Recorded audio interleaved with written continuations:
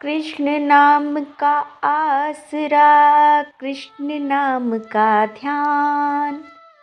27वां अध्याय अब लिखने लगा महान। पार्षदों ने कहा, एक दिन की बात है। विष्णुदास ने नित्य कर्म करने के पश्चात भोजन तैयार किया, किंतु कोई छिपकर उसे चुरा ले गया।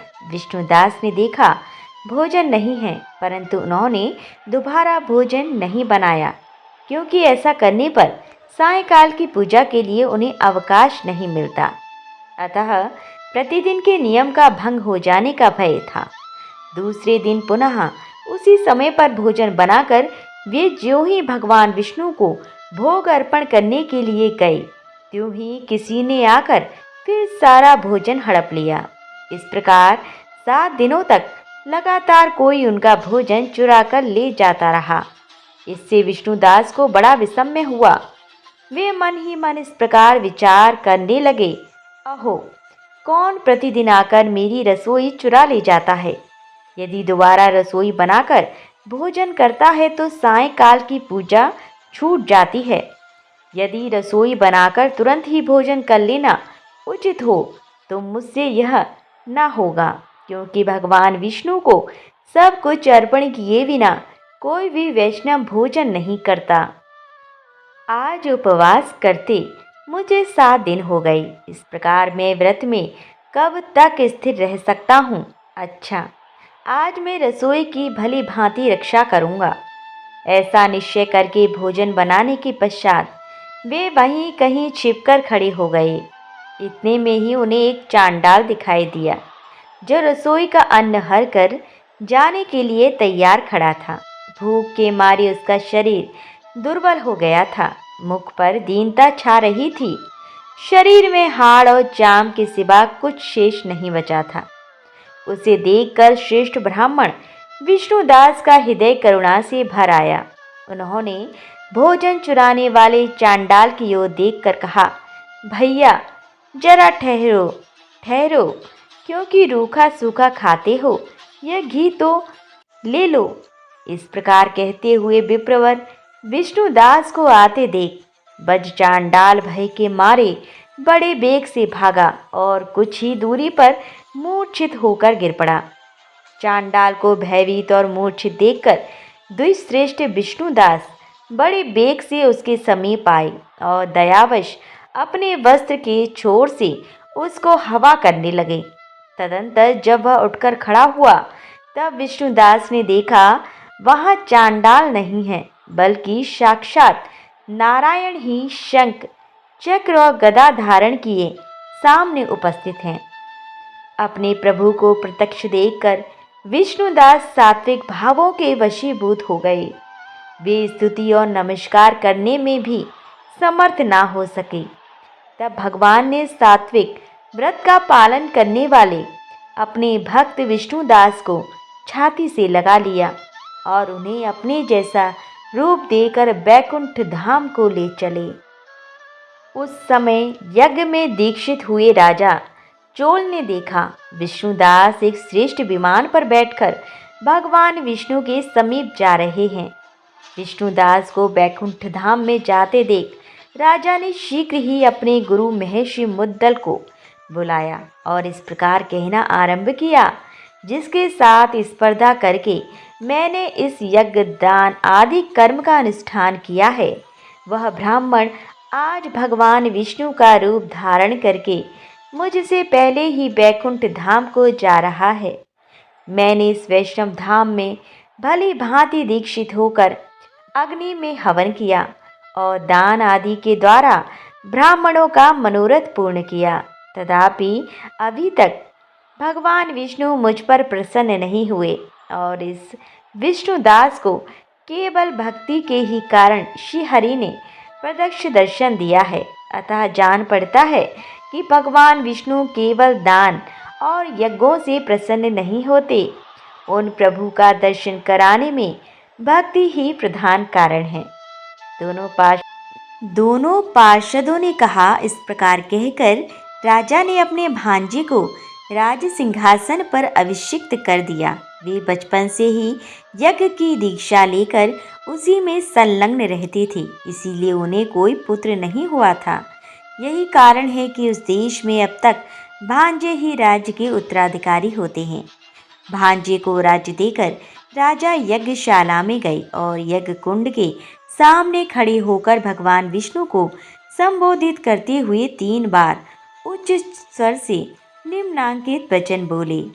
भगवान विष्णु, आप मुझे मन, वाणी, शरीर और क्रिया द्वारा होने वाली अविचल भक्ति प्रदान कीजिए। इस प्रकार कहकर वे सबके देखते ही देखते अग्नि कुंड में कूद पड़े। बस उसी क्षण भक्तवत्सल भगवान विष्णु अग्नि कुंड में प्रकट हो गए। उन्होंने राजा को छाती से लगाकर एक श्रेष्ठ विमान में बैठाया और उन्हें अपने साथ लेकर बैकुंठ धाम को प्रस्थान किया। नारद जी बोले, हे राजन, जो विष्णुदास थे वे तो पुण्यशील नाम से प्रसिद्ध भगवान के पार्षद हुए और जो राजा चोल थे उनका नाम सुशील हुआ। इन दोनों को अपने ही समान रूप देकर भगवान लक्ष्मीपति ने अपना द्वारपाल बना लिया। तुलसी चालीसा। जय जय तुलसी भगवती, सत्यवती सुखदानी। नमो नमो हरि प्रियसी, श्री वृंदा गुण खानी। श्री हरि शीश विरजनी, देहु अमर वरियम्ब। जनहित हे वृंदावनी, अब ना करहु विलम्ब। धन्य धन्य श्री तुलसी माता, महिमा अगम सदा श्रुति गाता। हरि के प्राणों से तुम प्यारी, हरहि हेत कीनो तप भारी। जब प्रसन्न है दर्शन दीनो, तब कर जोरि विनय उस कीनो। हे भगवंत कंत मम हो, दीन जानि जानि छड़ाहु हो। सुनि लक्ष्मी तुलसी की बानी, दीनो श्राप कद्ध पर आनी। उस अयोग्य बर मांगन हारी, हो बिटप तुम जड़ तन धारी। सुनि तुलसी ही शप्यो तिहि ठामा, करहु बास तुह नीचन धामा। दियो बचन हरि तब तत्काला, सुनहु सुमखि जनि हो बिहाला। समय पाए व्याऊं रोपाती तोरा, पुजई हो आस बचन सत मोरा। तब गोकुल मह गोप सुदामा, दास बही तुलसी तू बामा। कृष्ण रस लीला के माही, राधे शक्यो प्रेम लख नाही। दियो श्राप तुलसहि तत्काला, नर लोकहि तुम जनमहु बाला। यो गोप बह दानव राजा, शंखचूड नामक शिर ताजा। तुलसी भई दासु की नारी, परम सती गुण रूप अगारी। अस द्वै कल्प बीत जब गययु, कल्प तृतीय जन्म तब भययु। वृंदा नाम भयो तुलसी को, असुर जलंधर नाम पति को। कर अति द्वंद अतुल बल धामा, लीना शंकर से संग्राम। जब निज सैन्य सहित शिव हारे, मरहि न तब हर हरहि पुकारे। पतिव्रता वृंदा थी नारी, को न सके पतहि सहारी। तब जलंधर ही वेश बनाई, वृंदा ठिग हरि पहुँचई जाई। शिव हित लही करी कपट प्रसंगा, कियो सतित्व धर्म तो ही भंगा। भयो जलंधर कर संहारा, सुनि उर शोक उपारा। तिहि चढ़ दियो कपट हरि टारी, लकी वृंदा दुख गिरा उचारी। जलंधर जस हत्यो हपिता, सोही रावण तस हरहि सीता। अस प्रस्तर सम हृदय तुम्हारा, धर्म खंडी मम पतहि सहारा। यही कारण लही श्राप हमारा, होवे तन पाषाण तुम्हारा। सुनि हरि तुरत ही वचन उचारे, दियो श्राप बिना विचारे। लख्यो ना निज कर तूति पति को, छलन चयो जब पार्वती को। जड़मति तू ही अस हो जड़ रूपा, जगमह तुलसी बिटप अनूपा। त्वरूप हम शाली क्रामा, नंदी कंड की बीच ललामा। जो तुलसी दल हमहि चढ़ इह, सब सुख भोगी परम पद पही है। बिनु तुलसी हरि जलत शरीरा, अतिशय उठत शीश उर पीरा। जो तुलसी दल हरि शिर धारत, जो सहस घट अमृत डारत। तुलसी हरि मन रंजनिहारी, रोग दोष दुख भंजनहारी। प्रेम सहित हरि भजन निरंतर, तुलसी राधा में नाही अंतर। व्यंजन हो 56 प्रकारा, बिन तुलसी दल हरहि प्यारा। सकल तीर्थ तुलसी तर छाई, लहत मुक्ति जन संशय नाही। कवि सुंदर एक हरि गुण गावत, तुलसहि निकट सहस गुण पावत। बसत निकट दुर्वासा धामा, जो प्रयास ते पूर्व ललामा। पाठ करहि जो नित नर नारी, होई सुख भाषइ त्रिपुरारी।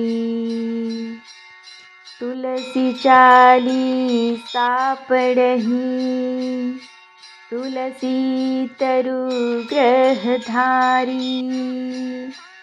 दीप दान कर पुत्र फल, पापहि बंदयु नारी। सकल दुख दरिद्र हरि, हारि हुए परम प्रसन्न। आशिए धन जन लड़हि, ग्रह बसहि पूर्णात्र। लाहि अभिमत फल जगत, महलाई पूर्ण सब काम। जेहि दल अर्पहि तुलसी, तहाँ सहस बसहि हरि राम। तुलसी महिमा नाम लख, तुलसी सुत सुख राम। मानस चालीसा रच्यो, जग मह तुलसी दास। जय जय तुलसी माता, मैया जय तुलसी माता। सब जग की सुख दाता, सबकी बर माता। जय जय तुलसी माता। सब योगों से ऊपर, सब रोगों से ऊपर, मैया सब रोगों से ऊपर। रज से रक्ष करके सबकी भव त्राता। जय जय तुलसी माता, बटपुत्री है श्यामा, सूरबल्ली है ग्राम्या, मैया सूरबल्ली है ग्राम्या। विष्णु प्रिय जो नर तुमको सेवी, सो नर तर जाता।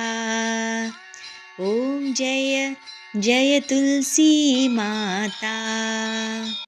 हर के शीश विराजत, त्रिभुवन से हो वंदित। ओ मैया त्रिभुवन से हो वंदित। पतित जनों की तारिणी, पतित जनों की तारिणी, तुम हो विख्याता।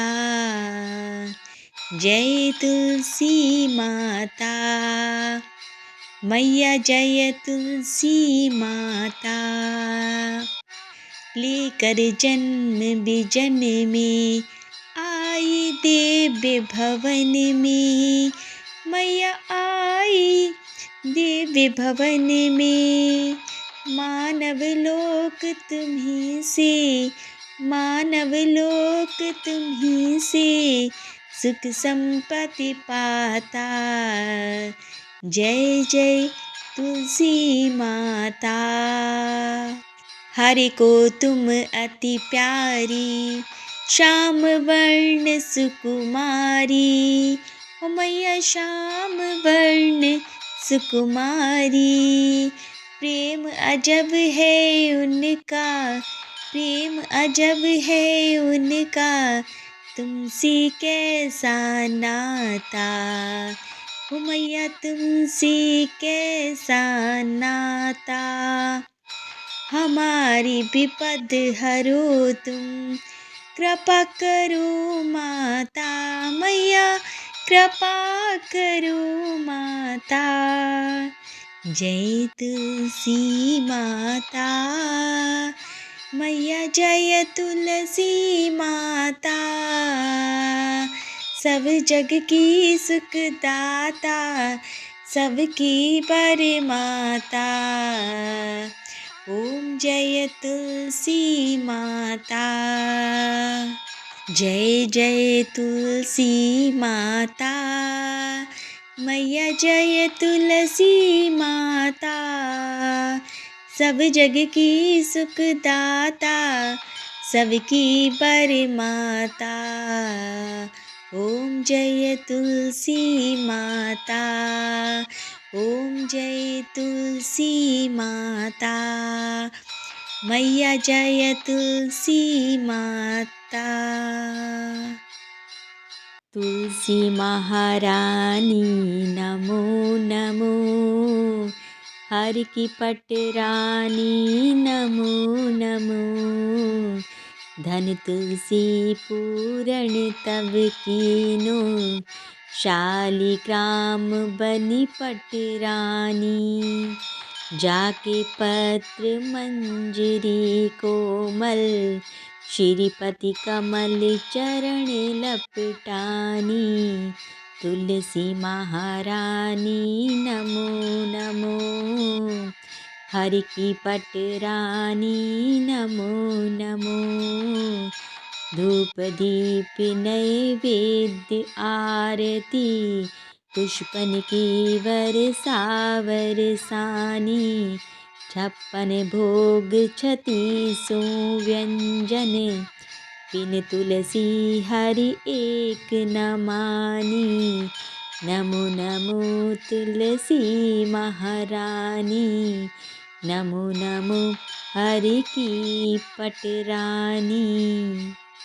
सभी सखी मैया तेरो यश गावे, भक्ति दान दीजे महारानी। नमो नमो तुलसी महारानी, तुलसी महारानी नमो नमो। तुलसी महारानी नमो नमो, हरि की पटरानी नमो नमो। तुलसी महारानी नमो नमो, हरि की पटरानी नमो नमो। धन तुलसी पूरण तब कीनो, शालिग्राम बनी पटरानी। जाके पत्र मंजरी कोमल, श्रीपति कमल चरण लपटानी। बोलो तुलसी मैया की जय।